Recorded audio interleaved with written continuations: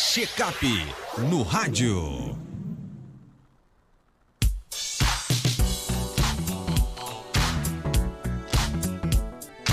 Sete horas, 2 minutos, confirmando 7:02, check-up no rádio, recebendo aqui a nutricionista Isabelle Cláudia.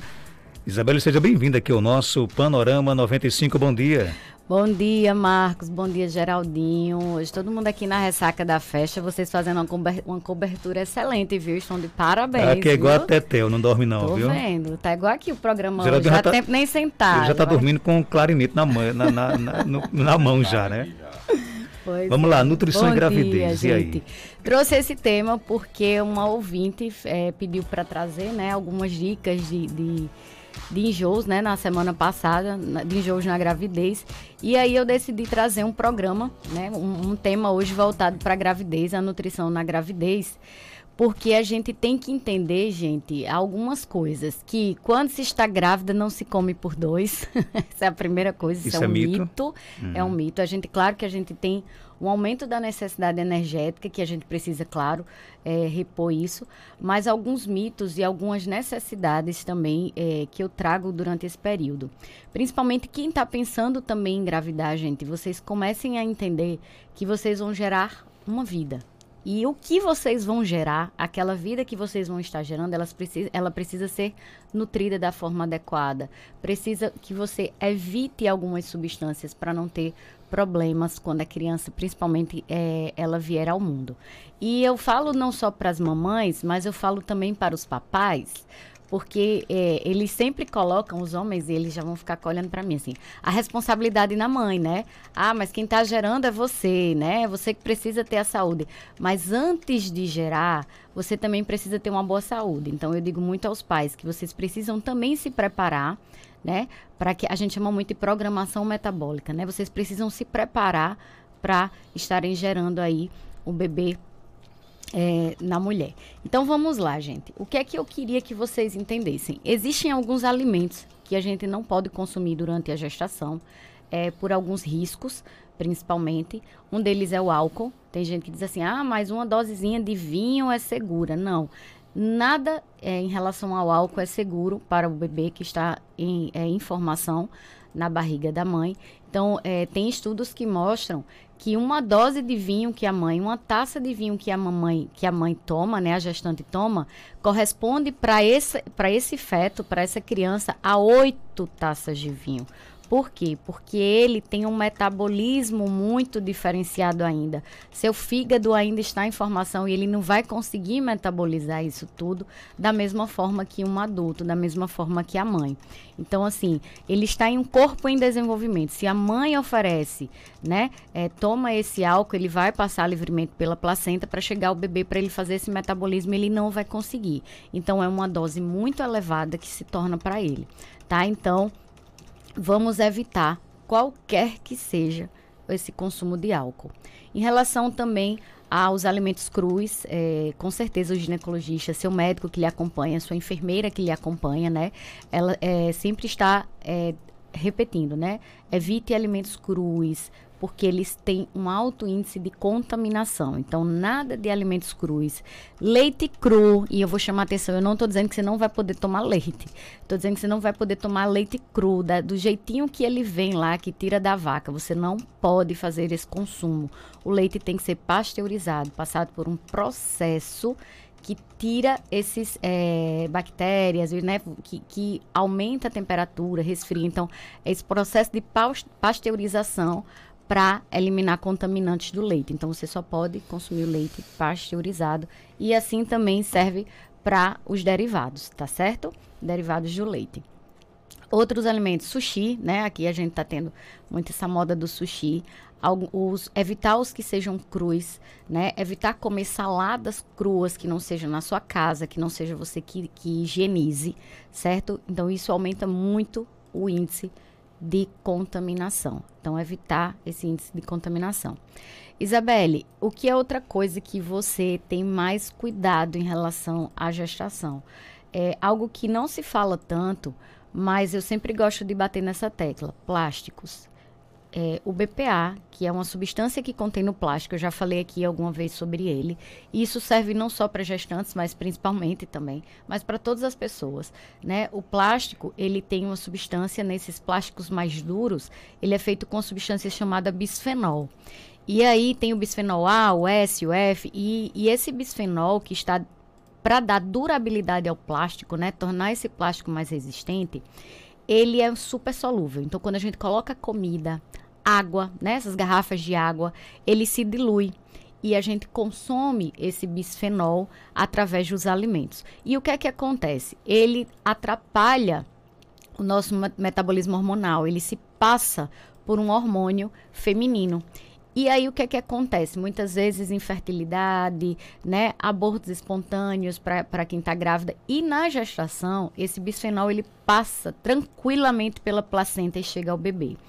E já existem muitos estudos hoje, né? Estão crescendo cada vez mais estudos relacionando esse alto índice de bisfenol ao autismo, tá? Aos sintomas do autismo, quando isso for consumido pela criança também.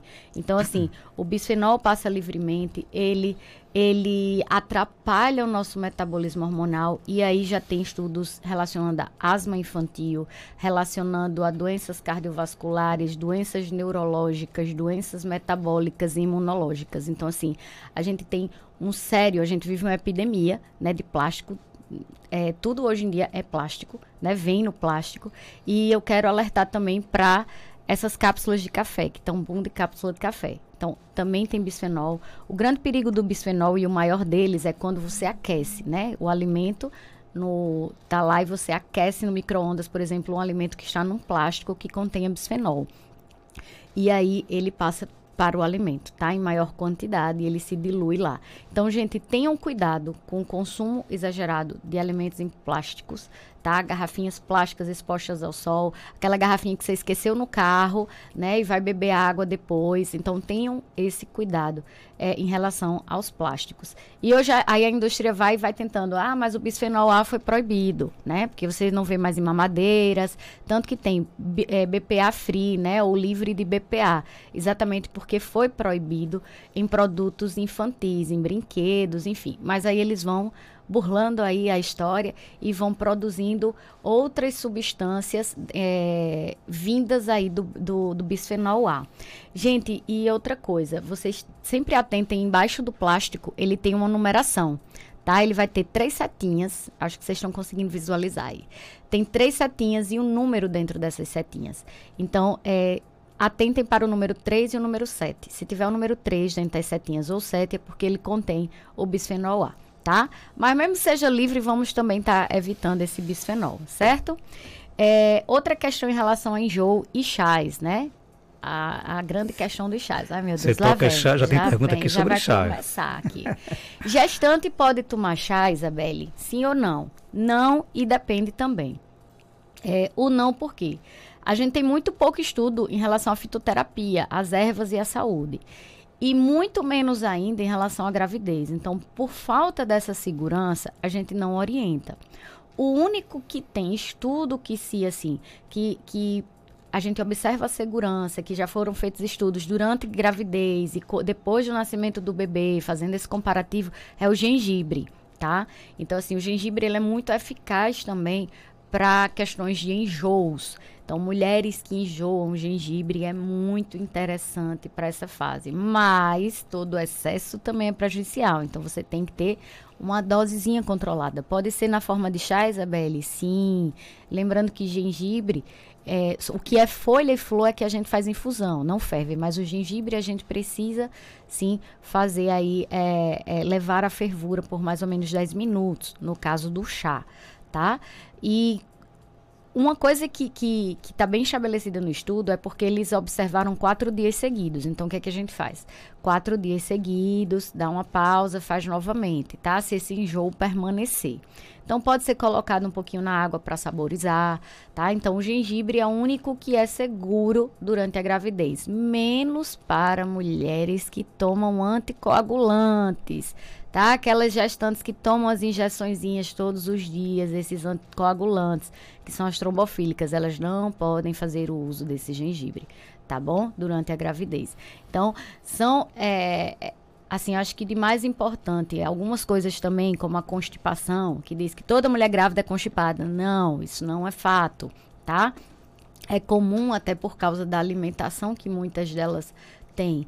Mas durante a gravidez, esses hormônios gestacionais, eles lentificam um pouco a nossa digestão, para que a gente possa aumentar aí a absorção dos nutrientes. Mas a gente precisa reorganizar essa alimentação para que a gente tenha um intestino que funcione normal, porque a partir dele é que tudo no corpo mais ou menos funciona, vamos dizer assim. Então a gente precisa ter aí também um intestino funcionando corretamente. Pergunta da nossa ouvinte: quem tem refluxo, quais chá pode tomar? Gente, depende do motivo desse refluxo, se é uma doença do refluxo, então se você tem uma gastrite associada, mas o refluxo, ele vai muito da questão também alimentar, tá? Das suas sensibilidades alimentares, tem que identificar qual é esse alimento que você é mais sensível, né, e que causa isso. Geralmente, os carboidratos, né, que eles fermentam bastante, eles causam esse refluxo, né? Excesso de pão, de massas, eles vão fazer com que você tenha esses sintomas de refluxo. O café, né? E a cafeína, na verdade, a cafeína, os chocolates, eles dão uma, como é que a gente pode falar? Um relaxamento nesse esfíncter, né, que vai do esôfago para o estômago, e dá um relaxamento que faz com que esse conteúdo volte. Então, tem alguns alimentos que eles aumentam esse refluxo. E no mais, né, e o álcool também é super prejudicial, mas em relação a chás, eu gosto muito de falar sobre o alecrim, a espinheira santa e a guaçatonga, tá? Nosso ouvinte Rosângela pergunta: doutora, eu tenho hipotireoidismo e sei que não posso consumir muito couve, mas meu cabelo está caindo, estou fazendo arroz refogado e coloco a folha de couve passando no liquidificador e coloco no arroz para cozinhar, é certo? Deixa eu falar sobre a couve. A gente tem outro mito, que é sobre as brascas, essas couves, né? Couve, brócolis, que não pode ser consumida por quem tem hipotireoidismo. Elas sim têm uma substância, né? Que, como a gente pode dizer assim, atrapalha um pouco o funcionamento da tireoide, vou dizer a grosso modo. Só, gente, que para que a gente atrapalhe o funcionamento da tireoide com esses alimentos, a gente precisaria comer 1 quilo desses alimentos por dia. Então, assim, já pensou você comer 1 quilo de brócolis, de couve? Você não vai comer isso durante o dia, né? Então, o que é que sempre se orienta, né? O que a gente vê muito orientar é que você coloque esses alimentos no vapor para que elimine essa substância, né? Que inative essa substância. Só que não há problema, tá? Então, assim, você não vai consumir 1 quilo dessa substância. A gente também tem que ver como está essa tireoide, se ela está realmente, suas dosagens estão ainda em desequilíbrio, você precisa reorganizar isso aí. Então, muitos pontos a gente tem que considerar. Não é errado o que você está fazendo, você pode cozinhar sim, não tem problema. Você pode estar colocando no vapor, como você pode comer cru em pequena quantidade, não há problema, tá certo? E aí rever essa questão se seus hormônios estão normalizados, para ver a questão dessa queda de cabelo, que também tem várias outras questões, né? Não só o hipotireoidismo, ele pode estar aí tendo essa queda por infinitos outros motivos, tá bom? Tenho gastrite, que frutas posso comer? Na gastrite, se você tem pessoas assim, tem a gastrite ativa que não está fazendo tratamento, tem aqueles que sempre tem, né, e faz, não, eu sempre tive gastrite, mas não trato, e tem aqueles que estão em uso de medicação. A gente sempre diz muito que existe uma sensibilidade individual. Tem pessoas que, durante a gastrite, aceitam algumas frutas e outras não. Tem pessoas que são sensíveis à banana, inclusive, durante a gastrite. E isso vai muito também em relação à questão da histamina, que aí já vai ser... que aí vai estimular mais ainda também esses sintomas. Mas outras aceitam tranquilamente. Então, assim... É de praxe a gente sempre orientar na gastrite a questão de se evitar frutas ácidas, frutas cítricas, né? Aquelas que vêm em gominhos, ou as frutas mais ácidas, como o maracujá, como o abacaxi, porque realmente tem pessoas que sentem muita dor ao consumir esses alimentos, porque estão aí aumentando um pouquinho a acidez do estômago. Então, assim, é muito individual, tá? Mas eu gosto de dizer assim, as frutas, se você aceita bem, né? A banana, se você aceita bem morango, se você aceita bem, né? Outras frutas, então a gente não exclui não, é bem individual esse tipo de coisa. Mas o geralzão que a gente faz mesmo, que essas orientações gerais que se dão, é evitar mais as frutas cítricas, tá? Para fechar... Bom dia, Marcos Dantas. Eu gostaria de saber, doutora Isabelle, a respeito de bebidas zero álcool, como a cerveja zero álcool para gestante. Tem algum problema, alguma contraindicação ou tudo bem, é normal, é saudável? E aí, Isabelle? Não, eu não gosto da ideia, tá, gente? A gente tem que entender que a gestação é um momento onde se gera uma vida e a gente precisa trazer saúde para essa vida. Tá? Então, assim, bebidas para gestante, você pode fazer suco, né? E aí, outro ponto que eu bato é a questão do açúcar, né? Gestante não pode ter consumo de açúcar em excesso, porque o momento da gravidez, dependendo de alguns fatores, você pode desenvolver um diabetes gestacional, tá? Então, tem mulheres mais suscetíveis. Hoje em dia, a gente está vendo um crescimento muito grande de diabetes gestacional, por vários fatores. Mas, assim, açúcar é açúcar e todo açúcar vai ser açúcar. E não é porque é mascavo, é demerara, é açúcar, tá? Então, assim, evitar esse consumo excessivo de açúcar e também esses açúcares adicionados em outros alimentos. E, por mais que essa bebida seja uma bebida que não contenha álcool, ela não é uma bebida saudável para que a gestante consuma, tá certo? Então, e aí entra também refrigerante, que não é saudável, aí entra sucos de caixinha, que não são saudáveis. Então, assim, tudo isso você precisa excluir. É o mais natural possível que a gente precisa trazer para essa gestante, tá? Ok, Isabelle, onde é que a gente lhe encontra aqui em Caicó? Marcos, vocês me encontram lá na Galeria Malvina, em frente à Prefeitura Municipal, né, de Caicó, sala 204, e o telefone para contato é o 9604-0655, tá certo? E agradeço demais, uma ótima festa para todo mundo. Obrigado viu? pela sua participação, são 7h18, confirmando 7h18, nós vamos para o intervalo comercial, daqui a pouco a gente volta.